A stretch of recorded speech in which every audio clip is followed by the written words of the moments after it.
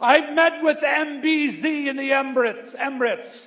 I've met with MBS in Saudi Arabia, the Crown Prince. And something astonishing. These leaders are more pro-Israel than a lot of Jews. When I met with the Crown Prince of Saudi Arabia, I said to him, what do you think of Jews? And what do you think of Christians? I like them both. Tell me why. Because my mother was one. I said, what are you talking about? My father's house director, he said, who raised me, was an Ethiopian Jew evangelical. Wow.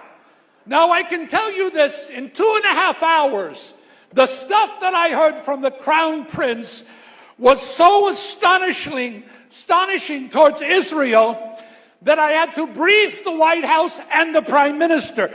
Absolutely would blow your mind if you know what this man is thinking. He said on that one statement, he said, I said, what can the Palestinians do? He said, oh, it's simple. They need to copy Israel. Copy Israel, that's all.